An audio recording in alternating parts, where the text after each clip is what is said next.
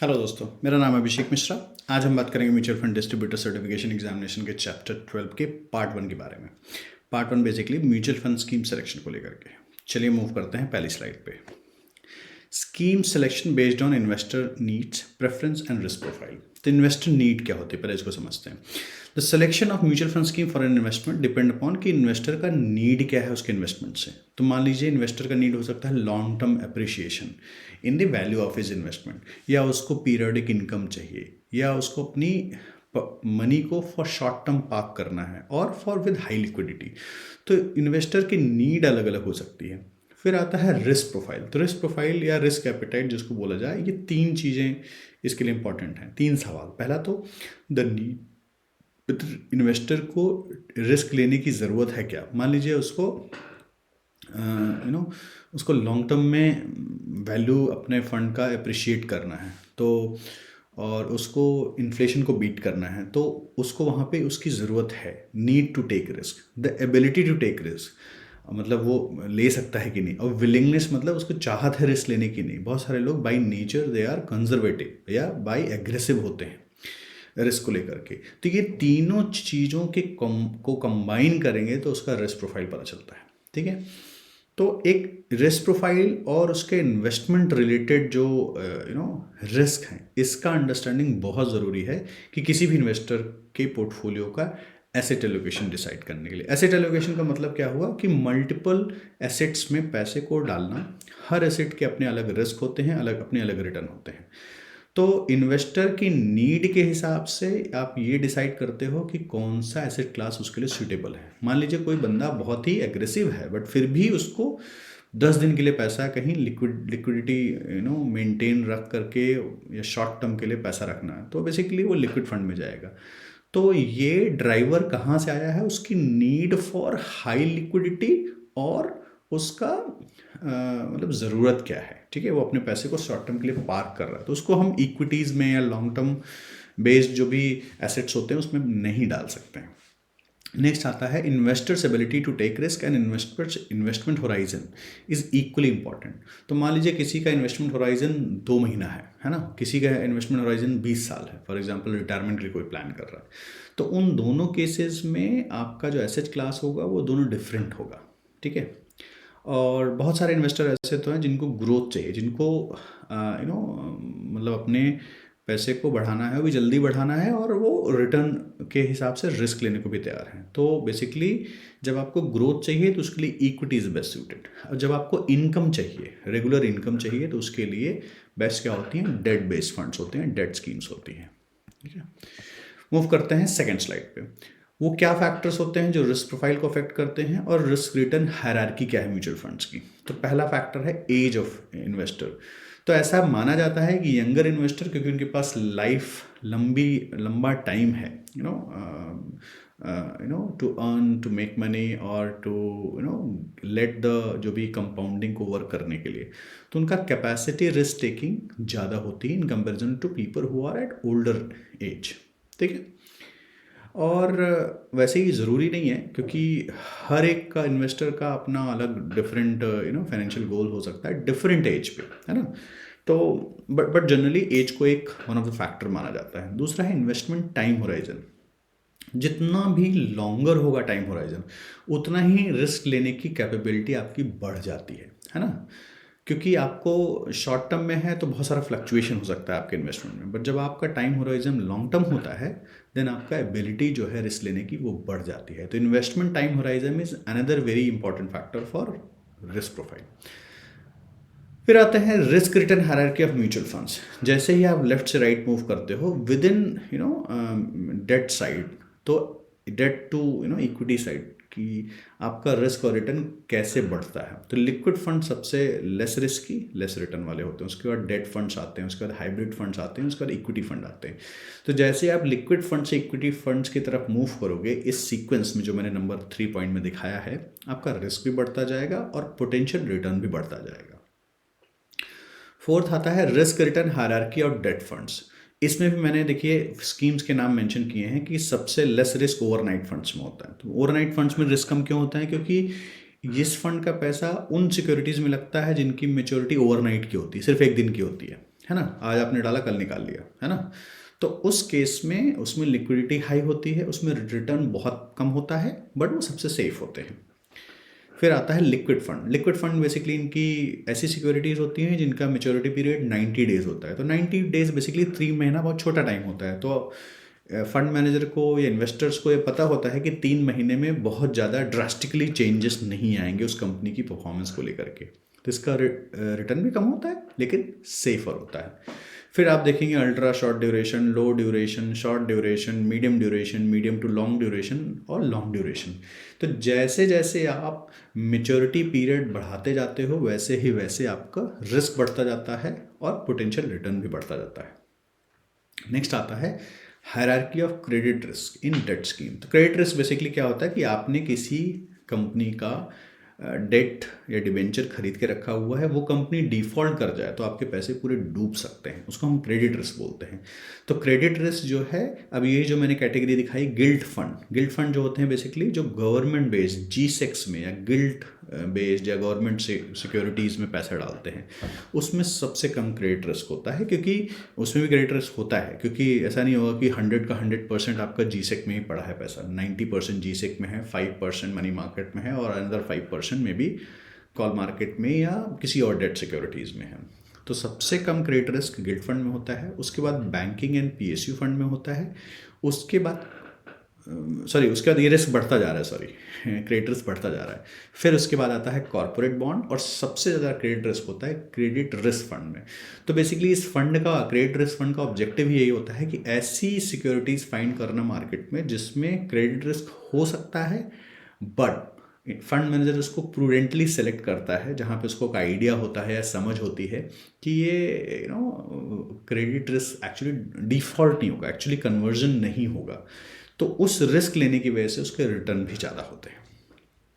Next आता है equity mutual fund में रिस्क रिटर्न हायरार्की क्या है। तो स्मॉल कैप फंड्स में, अब यहाँ पे मैंने थोड़ा उल्टा लिख दिया है, स्मॉल कैप्स में सबसे ज़्यादा रिस्क होता है, सबसे ज़्यादा रिटर्न होता है। उसके बाद मिड कैप, फिर मल्टी कैप, फिर लार्ज एंड मिड कैप।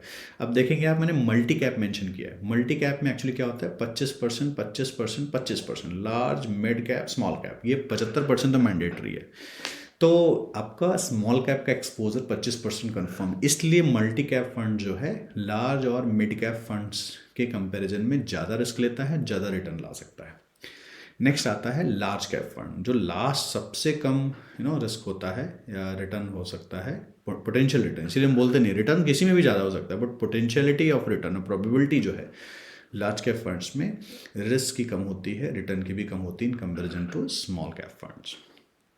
फिर आता है डाइवर्सिफाइड से जब आप कंसंट्रेटेड फंड्स में मूव करते हो तो आपका रिस्क रिटर्न कैसे बढ़ता जाता है। इसमें देखिए मैंने बढ़ने वाला रेट लगाया था, है ना, ऊपर वाले में नंबर 6 में मैंने घटने वाला लगाया था, बट मैं यहाँ क्लैरिफाई कर दे रहा हूँ। तो डाइवर्सिफाइड फंड्स में कंपेरेटिवली कम रिस्क होता है, फोकस्ड फंड में रिस्क और बढ़ जाता है, थीमेटिक फंड्स में और बढ़ जाता है, सेक्टोरल फंड में सबसे ज़्यादा होता है। हमको याद रखना है सेक्टोरल और थीमेटिक फंड्स में थोड़ा डिफरेंस होता है, कई बार इंटरचेंजेबली भी लोग यूज़ करते हैं। सेक्टर फंड बेसिकली क्या है, मान लीजिए बैंकिंग एक सेक्टर है, फार्मा एक सेक्टर है, आपने यहाँ पैसा डाला हुआ है, ठीक है, तो वो एक पर्टिकुलर सेक्टर है, तो अगर वो सेक्टर डाउन है तो ओवरऑल आपका फंड का परफॉर्मेंस डाउन होगा। बट थीमेटिक फंड क्या हो गया, जैसे इंफ्रास्ट्रक्चर फंड्स हो गया, तो इंफ्रास्ट्रक्चर फंड में क्या आएगा, आपका बैंकिंग भी आएगा, आपका कंस्ट्रक्शन भी आएगा, है ना, और भी जितने भी फंक्शंस हैं उसमें, है ना, मान लीजिए मटेरियल्स है या रॉ मटेरियल सोर्सिंग से रिलेटेड जो सेक्टर होगा या कंपनीज होंगी उसमें भी पैसा डाला जाएगा। तो thematic fund is nothing but combination of 4, 5, 3 और may be more than 2 sectoral funds. तो इसीलिए रिस्क और रिटर्न दोनों बढ़ता जाता है इस सीक्वेंस में। फिर आता है हाइब्रिड स्कीम्स में रिस्क रिटर्न की हायरार्की क्या होती है। तो सबसे कम होता है आर्बिट्राज फंड में, इक्विटी सेविंग में, उसके बाद कंजर्वेटिव हाइब्रिड, फिर डायनेमिक एसेट एलोकेशन, फिर मल्टी एसेट एलोकेशन, फिर बैलेंस्ड हाइब्रिड फंड और फाइनली एग्रेसिव हाइब्रिड फंड। तो एग्रेसिव हाइब्रिड फंड बेसिकली क्या होता है, 60, 70 या 75% आपका इक्विटी होता है और बाकी आपका 25-20% जो भी रिमेनिंग है वो सब बॉन्ड में होता है। बैलेंस्ड हाइब्रिड में ऐसा 50-50 टाइप का होता है। फिर मल्टी एसेट में क्या होता है कि इक्विटी भी है, बॉन्ड भी है, गोल्ड भी है ना। तो और डायनेमिक एसेट एलोकेशन जो होता है वो मार्केट की सिचुएशन के हिसाब से चेंज करता रहता है अपना। और जो कंजर्वेटिव हाइब्रिड फंड होता है बेसिकली उसमें डेट का एक्सपोजर ज़्यादा होता है, इक्विटी का कम होता है। तो जो मैंने सीक्वेंस दिया है इसमें रिस्क और रिटर्न दोनों बढ़ते जा रहे हैं जैसे आप लेफ्ट टू राइट मूव कर रहे हो। फिर आता है रिस्कोमीटर। तो सेबी ने मैंडेटरी किया हुआ है कि हर स्कीम का एक रिस्कोमीटर होगा जिसके बेसिस पे इन्वेस्टर ये पहचान सके किस पर्टिकुलर में रिस्क स्कीम में रिस्क कितना इन्वॉल्व है। तो लो रिस्क टू लेकर के वेरी हाई रिस्क, ये 6 तरह के रिस्क का लेवल होता है। और अगर किसी भी स्कीम में किसी भी स्कीम का मान लीजिए रिस्क जो है मॉडरेट रिस्क है 3 नंबर वाला, मान लीजिए उसके रिस्क लेवल में चेंज होता है तो मॉडरेटली हाई रिस्क पे पहुंचता है, तो उसका मतलब क्या हुआ कि जब भी रिस्कोमीटर में चेंज हुआ तो इन्वेस्टर को एक नोटिस का एडेंडम के फॉर्म में, ईमेल या एसएमएस के फॉर्म में यूनिट होल्डर्स को बताना होता है म्यूचुअल फंड्स हाउसेस को। और जो रिस्कोमीटर हैं इनको मंथली बेसिस पे इवेल्युएट करना होता है, ठीक है। फिर आता है scheme selection based on investment strategy. ये डिफरेंट टॉपिक है। अब अभी तक हम रिस्क रिटर्न हायरार्की की बात कर रहे थे। तो 2 तरह के फंड है, active fund, passive fund. Active fund वो होते हैं जिसमें फंड मैनेजर एक्टिवली इन्वॉल्व है buying and selling of securities. तो उसमें चूँकि फ्रीक्वेंट ट्रांजैक्शंस है तो ट्रांजैक्शन का कॉस्ट भी होता है और बहुत सारी चीज़ें ये भी पता चलती हैं फंड के बारे में कि फंड मैनेजर का कन्विक्शन कितना हाई है ना। और जो पैसिव फंड्स होते हैं बेसिकली वो ऐसे फंड्स होते हैं जो किसी पर्टिकुलर एसेट पर्टिकुलर इंडेक्स में पैसा डाल के छोड़ दिया, उसमें बार बार बाइंग सेलिंग नहीं होती है। तो पैसिव फंड्स उन इन्वेस्टर के लिए अच्छा होता है जो फंड मैनेजर के सिलेक्शन या उसकी स्ट्रैटेजीज रिलेटेड जो रिस्क को अवॉइड करना चाहते हैं। तो इंडेक्स फंड जो है टाइप होते हैं, they are type of passive funds, और इनका कॉस्ट बहुत लो होता है और इनका they are expected to offer a return in line with market because they invest in a portfolio that mimics a market index. मतलब एक इंडेक्स फंड ने अगर BSE 30 इंडेक्स को फॉलो कर रहा है तो उसका ऑब्जेक्टिव यही है कि जितना BSE 30 इंडेक्स रिटर्न दे रहा है उतना ही ये दें, है ना। अब इसमें कोई भी सिलेक्शन रिस्क इन्वॉल्व नहीं होता है क्योंकि फंड मैनेजर का कोई रोल नहीं है बहुत ज़्यादा बाइंग और सेलिंग में। जैसे ही कोई पर्टिकुलर स्टॉक या बॉन्ड उस पर्टिकुलर इंडेक्स से बाहर जाएगा तो ऑटोमेटिकली आपकी स्कीम उस चीज़ को एडजस्ट कर लेगी। उसमें फंड मैनेजर का कोई सिलेक्शन मेथड इन्वॉल्व नहीं होगा। फिर आता है एक्टिव फंड्स। मैंने ऑलरेडी इसके बारे में बात किया क्योंकि बार बार बाइंग और सेलिंग होती है, एक्टिवली मैनेज्ड होता है तो इसमें थोड़ा कॉस्ट ज़्यादा होता है। और फंड मैनेजर का ऑब्जेक्टिव है चूँकि बार बार बाइंग और सेलिंग कर रहा है तो वो हायर रिटर्न ला करके दे। फिर आते हैं open ended and closed ended fund पे। तो ओपन एंडेड वो फंड्स होते हैं जिसमें आप पैसा कभी भी डालो कभी भी निकालो, they are always open ended, है ना। रिडेम्पशन और इन्वेस्टमेंट में कोई ऑब्जेक्शन ना हो, ठीक है। क्लोज्ड एंडेड फंड क्या होते हैं, ये सर्टेन पीरियड के लिए ओपन होते हैं, इसके बाद वो क्लोज हो जाते हैं। फिर आप उसमें से पैसा न डाल सकते हो न निकाल सकते हो। अगर आपको निकालना है तो आप वो particular close ended fund stock exchange पे भी लिस्टेड होता है, आप वहाँ पे जाइए और कोई बायर सेलर आपको मिलता है तो आप बाय करिए और कोई बायर मिलता है तो आप सेल करिए। अगर आपको कोई बायर सेलर नहीं मिलता है तो आपका ट्रांजैक्शन नहीं होगा। और याद रखना है जो ओपन एंडेड फंड्स में आप स्कीम्स यूनिट्स बाय और सेल करते हो आप फंड हाउस से फंड से बाय और सेल करते हो, बट जब आप क्लोज एंडेड स्कीम्स को वहाँ पे बेचते हो स्टॉक एक्सचेंज पे तो वो आप डायरेक्टली किसी थर्ड पार्टी को बेच रहे हो, उसको सेल कर रहे हो, तो उसका प्राइस जो होता है वो करेंट उस दिन का जो NAV होता है उससे डिफरेंट हो सकता है। तो क्लोज्ड एंडेड स्कीम्स जो है लिक्विडिटी इस तरह से ऑफर करते हैं by listing on stock exchange, ठीक है। मूव करते हैं क्वेश्चन स्लाइड नंबर 5 पे। अब आते हैं डाइवर्सिफाइड सेक्टरल और थीमेटिक फंड्स में क्या डिफरेंस है। देखो डाइवर्सिफाइड फंड वो होता है जो मल्टीपल जगह मल्टीपल सेक्टर में इन्वेस्ट करे, ठीक है। इसमें एक होता है कि इसी में ही कैटेगरी आती है फोकस्ड फंड की। तो बेसिकली टॉप 30 फंड्स में 30 फंड सेलेक्ट करके किसी फंड हाउस ने एक स्कीम बना रखी है। फॉर एग्जांपल एक्सिस का फोकस्ड फंड है तो वो top 30 scheme fund top 30 stocks को लेकर के उसमें इन्वेस्ट करेगा। तो उसमें क्या होता है कि अगर फंड मैनेजर का कन्विक्शन बहुत हाई है तो वो आपके फेवर में जा सकता है, बट अगर अगेंस्ट जाएगा तो आपका लॉस भी हो सकता है। नेक्स्ट आता है सेक्टरल फंड। सेक्टरल फंड्स मतलब जैसे फार्मा फंड, बैंकिंग फंड मैंने बताया था। तो ये फंड अगर फार्मा फंड है तो फार्मा रिलेटेड कंपनीज में ही पैसा डालेगा, अगर बैंकिंग फंड है तो बैंकिंग रिलेटेड फंड में ही पैसा डालेगा। और सेक्टोरल फंड्स थोड़ा सा रिस्की ज़्यादा होते हैं क्योंकि एक ही पर्टिकुलर सेक्टर में फोकस करते हैं। बट अगर आप आपको वो सेक्टर के बारे में नॉलेज है, आपको सूट करता है, आपको समझ में आता है कि हाँ मुझे पता है ये पर्टिकुलर सेक्टर बूम पे है, अगले 8-10 साल इसका टाइम है, या अगले जो भी टाइम पीरियड में है, तो आप उसमें डाल सकते हैं। और बट इसमें आपकी अंडरस्टैंडिंग होनी चाहिए, आपकी मेच्योरिटी हाई होना चाहिए। एज अ नए इन्वेस्टर के लिए सेक्टोरल फंड्स या थीमेटिक फंड सजेस्ट नहीं किए जाते हैं। जो थीमेटिक फंड्स होते हैं ये स्पेसिफिक थीम में इन्वेस्टमेंट करते हैं, जैसे इंफ्रास्ट्रक्चर फंड्स मैंने बताया, तो इंफ्रास्ट्रक्चर फंड में मल्टीपल सेक्टर्स हो सकते हैं। फाइनेंसिंग साइड बैंक हो गया, एनबीएफसीज हो गई, या कंस्ट्रक्शन साइड हो गया, या लैंड पूलिंग वाली जो कंपनीज हो गई, बहुत सारे मल्टीपल सेक्टर्स में पैसा लगता है। फिर आता है large cap, mid cap versus small cap. अब इसमें तीनों में देखिए आपका बहुत ही क्लियर कट है कि जो लार्ज कैप फंड होगा वो लार्ज कैप बेस्ड स्टॉक में इन्वेस्ट करेगा। उन कंपनीज में जो इस्टेब्लिश्ड हैं, उनके स्टेबल रेवेन्यूज़ हैं, उनकी प्रॉफिटेबिलिटी नोन है, और उनकी फाइनेंशियल स्ट्रेंथ है जो कि कंपटीशन और इकोनॉमिक डाउनटर्न को विथस्टैंड कर सके। जबकि मिड कैप और स्मॉल कैप वो कंपनीज हैं जो अर्ली स्टेज में हैं ग्रोथ के। जब इकॉनमी अच्छा कर रही है तो मिड और स्मॉल कंपनी बहुत अच्छा करती है, बट अगर वही इकोनॉमी में प्रॉब्लम्स आ जाए तो मिड और स्मॉल कैप्स बहुत ज़्यादा अफेक्ट होते हैं। मूव करते हैं नेक्स्ट स्लाइड पर। द डिफरेंस बिटवीन ग्रोथ और वैल्यू फंड्स। अब याद रखना है ग्रोथ फंड का ऑब्जेक्टिव ये है कि ऐसी कंपनी को आइडेंटिफाई करना जो एवरेज इकोनॉमिक ग्रोथ रेट से ज़्यादा तेज़ी से भाग रही हो, ज़्यादा तेज़ी से परफॉर्म कर रही हो, है ना। तो जो बड़ी कंपनीज होती हैं जैसे जो निफ्टी 50 में है या सेंसेक्स 30 में है, वो सब कंपनीज में कई ज़्यादातर स्टॉक ग्रोथ फंड्स होते हैं, ग्रोथ स्टॉक्स होते हैं। जब उस तरह के फंड्स में पैसा लगाया जाए, जो स्कीम लगाए, उसको ग्रोथ फंड्स बोलते हैं, ठीक है। और ये कोई कैटेगरी नहीं है, ये एक अंडरस्टैंडिंग का तरीका है। फिर एक आता है value funds. Value funds basically क्या करता है, ऐसे स्टॉक्स को, ये फंड ऐसे स्टॉक्स को आइडेंटिफाई करता है जिनका करंट वैल्यू जो है अभी मार्केट में बहुत अच्छे से डिस्कवर्ड नहीं है। तो उसमें इन्वेस्ट करने से फ़ायदा क्या होता है कि अभी तो मार्केट में उनकी वैल्यू बहुत अच्छी नहीं है, but going forward medium to long term में जब मार्केट उनकी वैल्यू को आइडेंटिफाई करेगा तो उसमें प्राइस में शूटअप होगा। उस प्राइस में शूटअप की वजह से वैल्यू फंड्स का एनएवी ओवरऑल बढ़ जाएगा, ठीक है। बट अगर फंड ने सही स्टॉक्स ऐसे आइडेंटिफाई कर लिए तो वैल्यू फंड जो होते हैं बहुत अच्छा परफॉर्म करते हैं, बट अगर ऐसा नहीं होता है तो पुअर परफॉर्मेंस भी हो सकती है।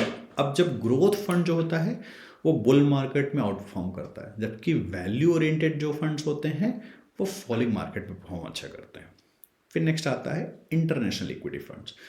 आज की डेट में इंडियन इन्वेस्टर जो हैं इक्विटीज़, जो बाहर की इक्विटीज़ हैं, यूएस मार्केट या यूके या और वेस्टर्न मार्केट हैं या और around the globe, they can invest. उसके दो तरह के एक्सपोजर होते हैं। पहला तो आपने दूसरी कंट्री के इक्विटी मार्केट में पैसा लगा रखा है, तो उसके प्राइस में जो चेंजेस होंगे प्लस या माइनस, वो एक्सपोजर आपको मिल रहा है। सेकंड है आपने जो पैसा वहाँ लगाया है, फॉर एग्जांपल यूएस मार्केट में लगाया है, तो आपने यूएस डॉलर में लगाया है, तो आपने अपने रुपए को पहले यूएसडी में कन्वर्ट किया है, तो मान लीजिए वहाँ से आपने 20% गेन किया, ठीक है। फिर बाद में वहाँ से सेल किया और वापस इंडिया आप पैसा ला रहे हो, तो डिपेंडिंग अपॉन एक्सचेंज रेट वो आपका 20% रिटर्न ओवरऑल 20% ना होकर के कब और ज़्यादा भी हो सकता है। तो दो तरह के एक्सपोजर होते हैं इंटरनेशनल इक्विटी फंड्स के।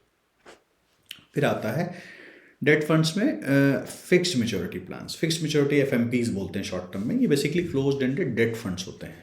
तो फिक्स्ड मैच्योरिटी प्लान जैसे 360 डेज़ की होती हैं या 180 डेज़ की हो गई, तो बेसिकली वो उन इन्वेस्टर्स के लिए हैं जिनको ये पहले से पता हो कि ये मेरा अमाउंट 1 साल के लिए है, 365 डेज़ के लिए मुझे डालना है, और उस पर्टिकुलर स्कीम का जो मैच्योरिटी पीरियड है उससे मैच करे, है ना। तो उसमें उसको क्या होता है, कन्वेंशनल जो डेट स्कीम होती हैं उसके कंपैरिजन में उसको मोर प्रेडिक्टेबल रिटर्न मिलता है। तो मान लीजिए मेरे को कुछ पैसा 5 लाख पड़ा है जो मुझे 1 साल के लिए डालना है।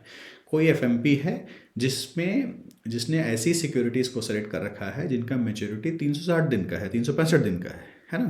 तो उसमें मुझे पता है कि 6%, 7%, 8% ऑन एन एवरेज 1 साल की मैच्योरिटी वाली जो सिक्योरिटीज़ का रिटर्न होगा, ऑन एन एवरेज मुझे क्या मिलने वाला है, आई वुड नो दैट, है ना। तो एफएमपीज इस पर्पस के लिए बनाई गई, और इनका बेसिकली ऑब्वियसली रिटर्न जो है, जो फिक्स डिपॉजिट वगैरह होते हैं उनसे सुपीरियर होता है, और इसमें ऑब्वियसली रिटर्न है तो रिस्क भी इन्वॉल्व होता है। क्रेडिट रिस्क का रिस्क होता है, और उसमें लिक्विडिटी का भी थोड़ा सा इशू होता है, क्योंकि आप उस पीरियड के बीच में नहीं निकाल सकते हो। अगर आपको निकालना भी है तो आपको स्टॉक एक्सचेंज में सेल करना पड़ेगा। जब भी आप क्लोज्ड एंडेड फंड या एफएमपी स्टॉक मार्केट में सेल करते हो, क्योंकि वहाँ वो लिस्टेड होते हैं, तो आपको अपनी जो उस दिन का एनएवी होता है उससे डिस्काउंट पे ही जनरली आप बेचते हो। तो लिक्विडिटी का एक इशू, ये प्रॉब्लम है। नेक्स्ट आता है short duration fund. Short duration funds basically वो होते हैं जो 1 से 3 साल के बीच की मेच्योरिटी वाली सिक्योरिटीज़ में इन्वेस्ट करते हैं। तो बेसिकली क्या होगा कि जब भी अगर फंड मैनेजर को पता है कि मार्केट में इंटरेस्ट रेट बढ़ने वाला है, तो इट इज़ एडवाइजेबल कि हम लोग जो है शॉर्ट ड्यूरेशन फंड्स में जाएं। बट अगर रेट जैसे ही बढ़ेगा, जो शॉर्ट टर्म बॉन्ड्स होंगे वो मेच्योर हो जाएंगे, तो allowing the fund manager to deploy the proceeds at higher rates. तो बेसिकली ये रिस्क इन्वॉल्व होता है, ये बेनिफिट भी होता है। नेक्स्ट आता है लिक्विड फंड। लिक्विड फंड में बेसिकली क्या है कि जब आपको सबसे कम रिस्क चाहिए डेट स्कीम्स के ओवरऑल, उसमें अपार्ट फ्रॉम ओवरनाइट फंड्स थोड़ा रिटर्न बेटर चाहिए, आपको सेविंग बैंक अकाउंट से ज़्यादा रिटर्न चाहिए, तो आप लिक्विड फंड में डाल दो। तो बेसिकली अगर आपको ये स्कीम्स बेसिकली क्या करती हैं, उस तरह की सिक्योरिटीज़ में पैसा डालती हैं जिसका मेच्योरिटी पीरियड 91 डेज या 90 डेज होता है। ठीक है, ये हाईली लिक्विड होते हैं और इसमें जो है बहुत ही माइन्यूट वोलेटिलिटी होती है, जिससे जो आपने मनी पार्क किया है उसकी वैल्यू हमेशा प्रोटेक्टेड रहती है। बट ये लॉन्ग टर्म पर्पस के लिए लिक्विड फंड्स नहीं होते हैं, हमको ये याद रखना है। फिर आते हैं floater funds. Floater funds basically floating rate instrument में इन्वेस्ट करते हैं। फ्लोटिंग रेट इंस्ट्रूमेंट क्या होता है, जहाँ पे डिबेंचर्स का जो इंटरेस्ट रेट है वो फ्लोट करे, वो फिक्स ना हो कि 7% ही मिल रहा है, वो डिपेंड करता हो कि गवर्नमेंट सिक्योरिटीज़ का 1 साल का अगर जो भी रिटर्न होगा उससे 1% ज़्यादा। मैं एक एग्जांपल बता रहा हूँ। तो ये फ्लोटिंग रेट्स होते हैं। तो इसमें जो रिटर्न होते हैं इसमें भी लो वोलेटिलिटी होती है, रिटर्न जो है स्टेडी होते हैं। फिर आता है हाइब्रिड। हाइब्रिड में मैंने ऑलरेडी बात की, 3 तरह के हाइब्रिड फंड्स होते हैं, कंजर्वेटिव, बैलेंस्ड, एग्रेसिव। तो एग्रेसिव, जैसे ही आप कंजर्वेटिव से एग्रेसिव बढ़ते जाते हो, आपका इक्विटी एक्सपोजर बढ़ता जाता है, डेट रिड्यूस होने लगता है। फॉर एग्जांपल कंजर्वेटिव में क्या है कि आपका 75%, फॉर एग्जांपल 70, 75, 80% ऐसा टाइप का डेट एक्सपोजर हो सकता है, और जो बाकी बचा हुआ 20-25% हुआ वो इक्विटी में होगा। बैलेंस्ड में यही 50-50% के अराउंड हो जाता है। और एग्रेसिव हाइब्रिड फंड में कंजर्वेटिव का उल्टा, मतलब इक्विटी का एक्सपोजर 70-75% हो जाएगा, बाकी जो 20-25% बचेगा वो आपका डेट में हो जाएगा। ये बेसिकली ऐसा बोला जाता है कि आप अगर फर्स्ट टाइम इन्वेस्टर्स हैं तो आपको you should start with hybrid funds, क्योंकि थोड़ा सा लेस रिस्की होते हैं दैन इक्विटी फंड्स और थोड़ा सा रिटर्न हायर देते हैं डेट फंड के कंपैरिजन में। तो ऐसे इन्वेस्टर्स के लिए भी सूटेबल है जो इक्विटी एक्सपोजर चाहिए बट लो रिस्क के साथ चाहिए, तो उनके लिए हाइब्रिड स्कीम बेस्ट है। मेरा पर्सनली ये मानना है, दो इट्स नॉट एडवाइस, बट अगर आपको नॉलेज नहीं है, आपको बहुत ज़्यादा समझ नहीं है, तो आप हाइब्रिड स्कीम से स्टार्ट कर सकते हैं अपना इन्वेस्टमेंट। नेक्स्ट आता है गोल्ड फंड्स। तो गोल्ड फंड्स में 2 तरह के होते हैं, एक गोल्ड ईटीएफ होते हैं, ईटीएफ मतलब एक्सचेंज ट्रेडेड फंड, दूसरा है गोल्ड सेक्टर फंड्स। जो गोल्ड सेक्टर फंड होते हैं बेसिकली उन कंपनीज में पैसा लगाते हैं जो गोल्ड माइनिंग में है या गोल्ड प्रोसेसिंग कंपनीज में है, जबकि गोल्ड ईटीएफ क्या होता है, वो गोल्ड के प्राइस को ट्रैक करता है। ठीक है, फिर आता है कि किसी भी म्यूचुअल फंड स्कीम को सेलेक्ट करना है किसी पर्टिकुलर सेगमेंट में, है ना, और डिफरेंट एएमसीज ऑफर कर रही हैं, तो उसको सेलेक्ट करने के क्या क्या फैक्टर्स होते हैं।